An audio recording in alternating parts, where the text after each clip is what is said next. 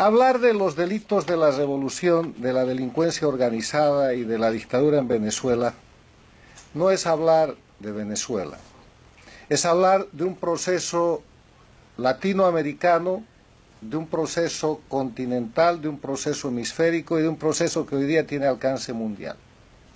Porque a partir del dinero, a partir de la libertad, a partir de la democracia y a partir del sufrimiento de los venezolanos, se ha construido en el mundo una organización delictiva muy grande, muy peligrosa y de alcance mundial. Cuando el año 99 el flamante presidente de Venezuela, Hugo Chávez, se acercó al único dictador que había en las Américas, Fidel Castro, y formaron juntos un proyecto político que se empezó llamando bolivariano y que en verdad solamente era la recreación del castrismo de la década de los 60, se pusieron en marcha varios fenómenos. En la política se puso en marcha el activismo violento que empezó a derrocar gobiernos. Sucedió en la Argentina con De la Rúa, después en el Ecuador, después en Bolivia con Sánchez de Lozada el 2003, después de nuevo en el Ecuador. Hace tiempo que no caían gobiernos. Claro, la década del 90 fue una década tranquila porque el castrismo, la dictadura cubana, no tenía dinero para conspirar ni para llevar adelante procesos subversivos, porque se había caído el muro de Berlín, se había terminado la Unión Soviética y no había subvención. Y la Cuba castrista dictatorial se estaba extinguiendo en su proceso del periodo especial. Pero llegó Chávez y los cubanos castristas hicieron lo que sabían hacer, primero políticamente, subversión. Segundo, pusieron en manos de Chávez el proyecto de la expansión de la revolución castrista en las Américas y reemplazaron el foquismo por el electoralismo. Y con el dinero de Chávez, de los venezolanos y el discurso populista, se apropiaron de las herramientas de la democracia y empezaron a ganar elecciones, entre comillas, para tomar el poder y a partir del poder destrozar las democracias con los instrumentos de la democracia. El primer ejemplo fue Venezuela. Chávez juró sobre la moribunda Constitución, hizo su constituyente y ese fue el principio del fin, porque empezaron a hacer legal lo inconstitucional, empezaron a hacer constitucional lo ilegal hasta legalizar el crimen e institucionalizar a través de lo que yo llamo leyes infames como normales y regulares acciones verdaderamente criminales. Pero eso no se detuvo en Venezuela. Se expandió por toda América y casi que tocó a Estados Unidos. Recuerden ustedes a Chávez promoviendo y otorgando dinero, combustible, petróleo y recursos en el Bronx de Nueva York, en estados de los Estados Unidos, o expandiéndose como ha logrado expandirse con un partido en España. Chávez manejó el dinero venezolano a discreción para crear dos cosas: darle vigor al proyecto criminal político castrista que había fracasado de manera armada con las guerrillas de los 60 y los 70 después de ensangrentar no solamente el continente sino también parte del África, y crear un mecanismo de control del poder al servicio del crimen organizado. Ese es el resultado que tenemos hoy día, del cual se ha librado por mecanismos democráticos la Argentina, del cual ha salido el Brasil al suplantar el gobierno del Foro de Sao Paulo, de Lula y de Rousseff, que está demostrándose su corrupción, el que resistió siempre el Perú, aunque sus dirigentes políticos con la otra mano participaban de la corrupción estándar a través, por ejemplo, del proyecto Odebrecht o de lo que se llama Lavallato, en el que cayeron los países del denominado Petrocaribe y aún se sostienen con el soborno del petróleo que les compra su voto a nivel internacional para sostener la mafia del socialismo del siglo XXI, del castrochavismo en los organismos internacionales, y que acaba de ser derrotada hace unos días con la primera votación histórica en la Organización de Estados Americanos, en cuyo Consejo Permanente la democracia ha derrotado al crimen organizado con el primer voto mayoritario que ha habido en contra de la dictadura de Maduro en Venezuela. Es que el tema es que a partir de esta situación hay dos Américas. una América democrática y una América dictatorial, como yo la he descrito en un libro que ya tiene casi 2 años, pero que mirando la realidad objetiva de los hechos, esto va más allá. Hay una América democrática y una América dictatorial que se ha convertido en América criminal. Porque la dictadura es un concepto político, pero cuando el Estado es tomado por el crimen organizado, entonces eso deja de ser un concepto político para pasar a ser un concepto de amenaza a lo que es la seguridad y la paz internacionales y convertirse en crimen organizado transnacional que no está en el ámbito de la política, sino en el ámbito de aplicación de la Convención de Palermo que tanto se ha comentado. Ustedes conocen que la democracia como política tiene como elementos esenciales el respeto a los derechos humanos, la libertad, el Estado de Derecho, la división e independencia de poderes, las elecciones libres y justas y la libre organización política.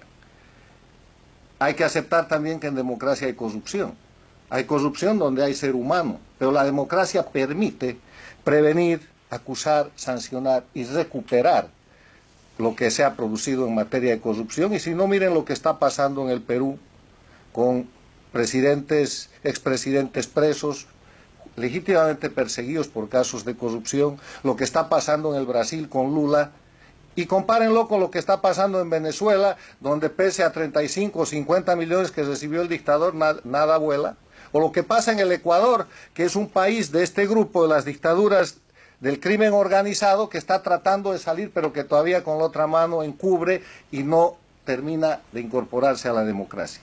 En cambio, en las dictaduras del crimen organizado, la corrupción es un elemento esencial, porque convierten ese elemento esencial en delitos de acción habitual para hacer leyes infames a través de un poder legislativo controlado, para controlar un poder judicial que produce encubrimiento, impunidad y que termina formando narcoestados. En esa dinámica, hoy día tenemos en América a Cuba, que es el líder de este grupo. Es un líder que ha puesto fuera de su territorio el centro, el hub del manejo, el eje del manejo del crimen organizado, que va del narcotráfico a los delitos que puedan imaginar, incluidos los delitos contra la libertad y la trata de personas que aquí se han comentado. Y ese hub que está ubicado en Venezuela está operado por la dictadura más antigua de las Américas. Es el castrismo el que está detrás de esto y tiene sus satélites en el gobierno del dirigente cocalero que también ha convertido a Bolivia en narcoestado, Evo Morales, y en otro lugar de lavado de dinero y de encubrimiento de una serie de delitos a través de simulaciones empresariales, que es Nicaragua con el dictador Ortega. Y este es un grupo muy poderoso.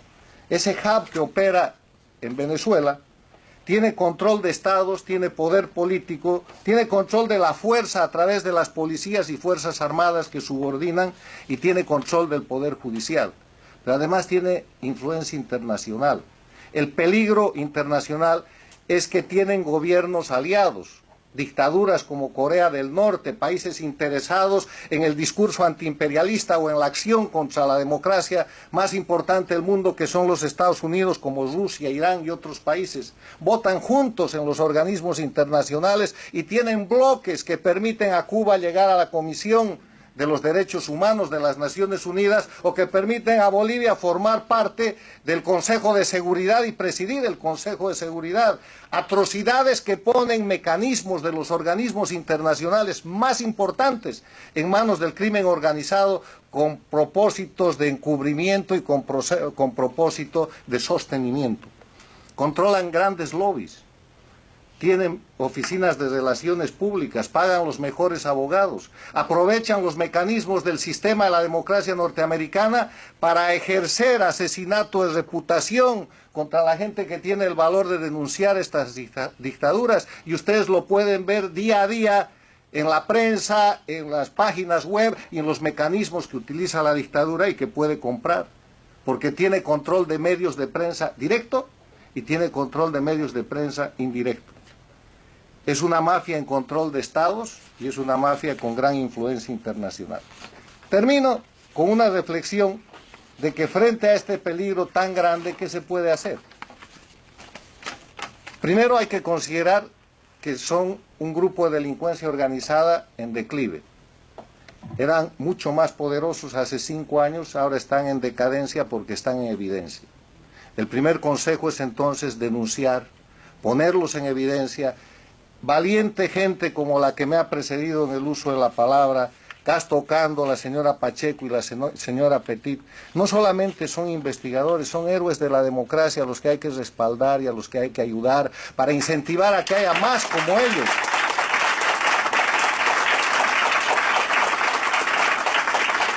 Porque para hacer lo que ellos hacen, no solamente hay que ser experto, no solamente hay que ser estudioso, serio, hay que ser valiente. Porque ellos están arriesgando su profesión, su patrimonio, su vida y la de sus seres queridos porque están enfrentando la organización criminal de la que la historia no tiene precedente en nuestra región. La organización criminal más grande sobre la que no hay precedente en la región ni en el hemisferio. Otra cosa que hay que hacer es algo que se está haciendo pero que hay que profundizar.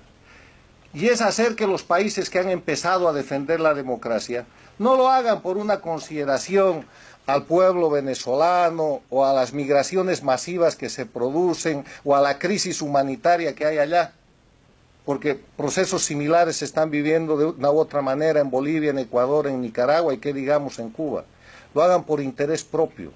Porque esta organización de crimen organizado es una amenaza para ellos, porque el rato que puedan los desestabilizan, les meten una guerrilla, les ponen un golpe de Estado y los inundan con narcotráfico, porque además estos países de los que estamos hablando, Venezuela es un narcoestado, Bolivia es un narcoestado y el resto de los países son las órbitas que los protegen.